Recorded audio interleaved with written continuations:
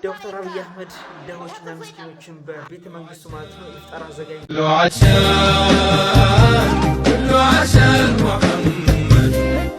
ከሰሞኑ ረብሻ ጋር ተያይዞ አረብ ሀገር ላሉ እህት ወንድሞቼ አስቸኳይ የህግ ማስጠንቀቂያ በሁሉም አረብ ሀገራት ለምትኖሩ ኢትዮጵያውያን በሙሉ መረጃው ላልደረሳቸው እህት ወንድሞቻችን እንዲደርስ ይሄንን ረመዳን ሲወጣ ሰርግ ልንበላ ነው።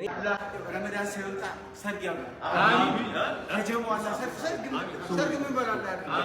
ታዋቂው ራፐር እስልምናን ተቀብሏል። ጅራዊ ዓለም አቀፍ የሙዚቃ ኮከብና የግራሚ አዋርድ አሸናፊ በርና ቦይ እስልምናን መቀበሉ በማህበራዊ ሚዲያ በሰፊው መነጋገሪያ አንተ የሰው ትዳር ወደቀ እያልክ አምተ በሰላም ትቀጥል። ይሄ አላህ ህግ አይደል።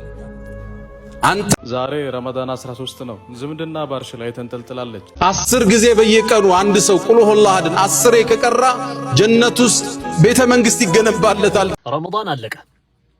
የተጠቀመበት ተጠቀመ ነው። فمن شرح الله صدره للإسلام فهو على نور من ربه. اهلا وسهلا ومرحبا. السلام عليكم ورحمة الله وبركاته. سلام ودنا የተከበራችሁ ተመልካቾች በላችሁበት የአላህ ሰላም እዝነት አራዲ ቸርነት ኢንሻአላህ ዛሬም ከመግቢያ ተመለከታችሁት አነጋጋሪ የተደዱ የተመረጡ እንዲሁም ደግሞ እስላማዊ ቪዲዮ ኢንሻአላህ ብዙዎች ምንም አማረበት ቪዲዮ አለ።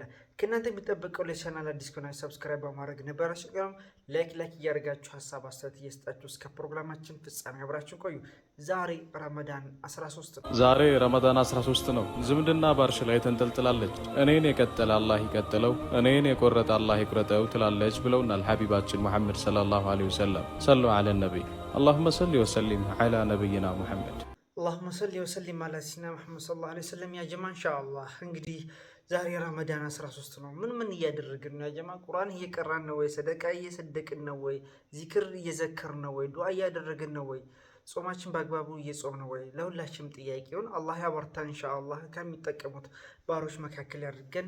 እንዲሁም ደግሞ ወንድሜ ለማስተላለፍ የፈለገው ዝምድናን ቀጥሉ የሚል እንግዲህ የነብያችን አስተምሮትና ዳዋ ነው እንግዲህ ያስተላለፈልን። ኢንሻአላህ ዝምድናችን ባለንበት ሁነን እንቀጥል ለማለት እወዳለሁ። ረመዳን እኮ አለቀ ያ ጀማዓ፣ ረመዳን አለቀ። የተጠቀመበት ተጠቀመ ነው። ያልተጠቀመበት ደግሞ ያው እንዳለ ነው። በቃ እንደተቆጨ እንደተጸጸተ ነው። ይሄን አሁን የተናገርኩትን አባባል ስትሰማ ምን ተሰማ? በርግጥ አሁን ገና ረመዳን አላለቀም እንኳን፣ ግን ምን ተሰማ? ይሄን አሁን ያሁኑን ንግግር የምትሰማበት ጊዜ ይመጣል፣ ረመዳን ሲያልቅ ማለት ነው። የዛኔ ምን አለ ሰግጄበት በደንብ ቢሆን ቀርቼበት ቁርአንን በደንብ ቢሆን አንብለ ከምትል አሁን ያው ጊዜው አለ፣ አሁን እና አጋጣሚው አለ፣ እድሉ አለ። ገና ግማሽም አልሆነ።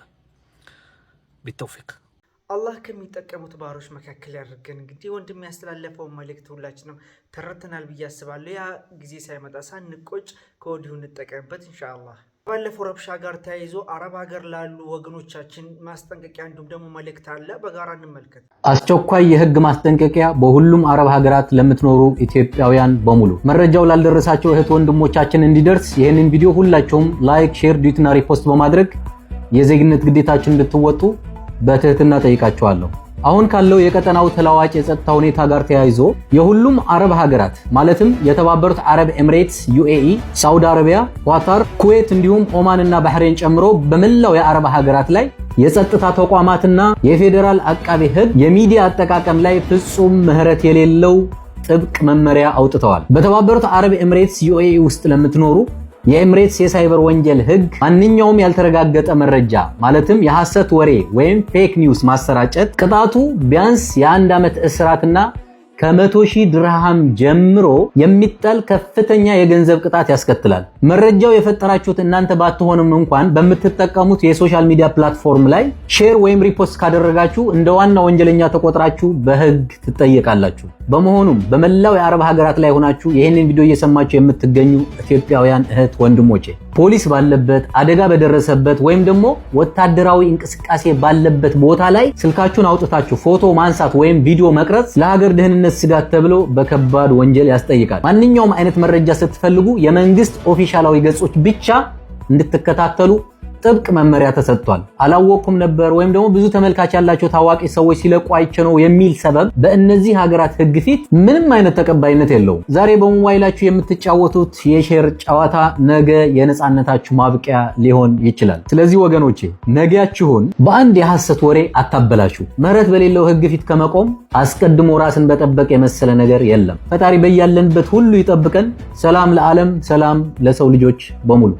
አመሰግናለሁ። እንግዲህ መረጃውን ተመልክታችኋል። ይሄ እንግዲህ ለሁላችሁም ነው። በተለይ ውጭ ሀገር ላላችሁ ለአረብ ሀገር ላይ የምትገኙ እህት ወንድሞቼ ለእናንተ ነው ይሄ ማስጠንቀቂያ ማለት ነው። እንደተጠቀማችሁበት ተስፋ አድርጋለሁ። በዚህ በረመዳን ብዙ ነገር ነው እየሰማን የምንገኘው። ለማንኛውም እናንተንም እኛንም ሀገራችንም አላህ ሰላም ያድርገው። አላህ ይጠብቃችሁ ባላችሁበት ለማለት እወዳለሁ።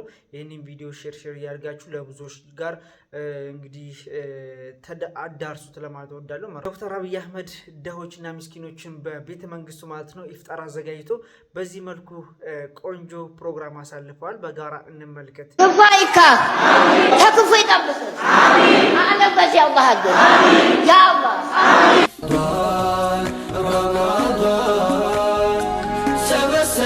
በፍቅር ዳግም ቂምን ሽሮ ይቅርታን ዘርቶ ሚያጣምረን ልብን አስፍቶ ተሰናክሎ የመራቅጣ ደስ ያሰኛል ወንድም ሲመጣ።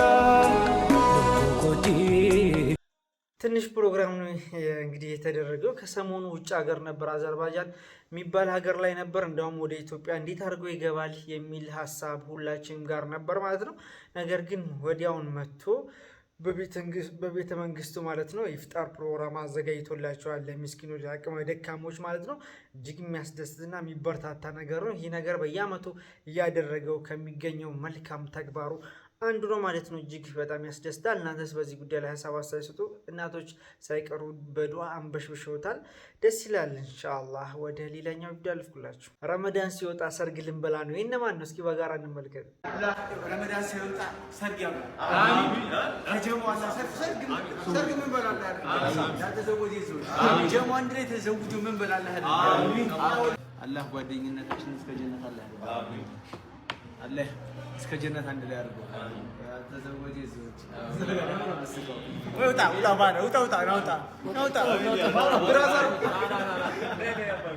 አላህ ያሳካልን፣ አላህ ያሳምርልን። ከረመዳን የምንጠቀም አላህ ያድርግልን። ነገር አላህ አላህ ያበጃጅልን፣ አላህ ያሳምርልን። አላህ በኢባዳ መንበረታ ያድርገን። ለይል የምንቁም አላህ ጾማችን ይቀበል፣ አላህ ሰላታችን ይቀበል። አላህ ከሐሜት ይጠብቀን፣ አላህ ከሸር ሁሉ ይጠብቀን። ከዓይንና ከቡዳ ከሲር አላህ ይጠብቀን። በረህመቱ ይንበት፣ በዝነቱ ይንበት፣ በልቅነቱ ይንበት፣ በትልቅነቱ ይንበት። ተርፋማ ረህመት ያድርገን። ተርፋማ ረመዳን አላህ ያድርገን። برحمة بلدك التي اللهم صل على ማሻአላህ ማሻአላህ ያ ጀማ እንግዲህ የነዚህ ስብስብ የነዚህ ጓደኛሞች ስብስብና እንዲሁም ደግሞ የሴንሰሪቲ ጀማዎች እጅግ ይለያሉ። ማሻአላህ ብዙ ነገር ነው እንግዲህ ለህዝቡ የሚያስተማር ነገር እየለቀቁና ቦታው ላይ እየተገኙ እያስተላለፉልን የሚገኙት ማለት ነው። እንዲሁም ደግሞ ጀማቸው በጣም ጠንካራ ናቸው። ሰለምቴ ወንድማችን ነው፣ ሁላችሁም የምታውቁት ነገር ነው። ኢንሻአላህ እንግዲህ ከረመዳን በኋላ ሰርግ ጠብቁ የሚል መልእክት አመላክቷል።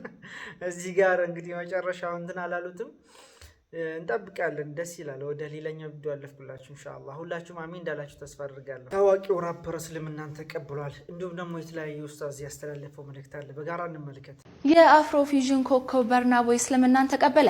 ናይጄሪያዊ የዓለም አቀፍ የሙዚቃ ኮከብና የግራሚ አዋርድ አሸናፊ በርናቦይ እስልምናን መቀበሉ በማህበራዊ ሚዲያ በሰፊው መነጋገሪያ ሆኗል። በርናቦይ እስልምናን መቀበሉ የቅርብ ጓደኛው ራህማ ጆግ አስታውቋል። ራህማ ጆግ በማህበራዊ ሚዲያ ገጹ ላይ ናይጄሪያዊ የሙዚቃ ኮከብና በርናቦይ እስልምናን ተቀብሏል፣ አሁን ሙስሊም ሆኗል በሚል ያስተላለፈው ጽሁፍ ብዙዎችም ተቀባብለውታል። ከዚህ በፊት በበርናቦይ አላህን ሲያመሰግን የሚያሳይ ቪዲዮ ተለጥፎ የበርካታ ደጋፊዎችን ትኩረትን ስቦ ነበር። የቀድሞ የናይጄሪያ ፕሬዝዳንት አማካሪ የሆኑት በሽር አህመድ በርናቦይ መስለሙን ከታማኝ ምንጮች መረጃ ማግኘቱን ገልጾ በርናቦይ እስካሁን በይፋ አላረጋገጠም ብለዋል። በሽር አህመድ አላህ ጉዞውን ቀላል ያድርግለት በማለት መልካም ምኞታቸውንም ገልጸዋል።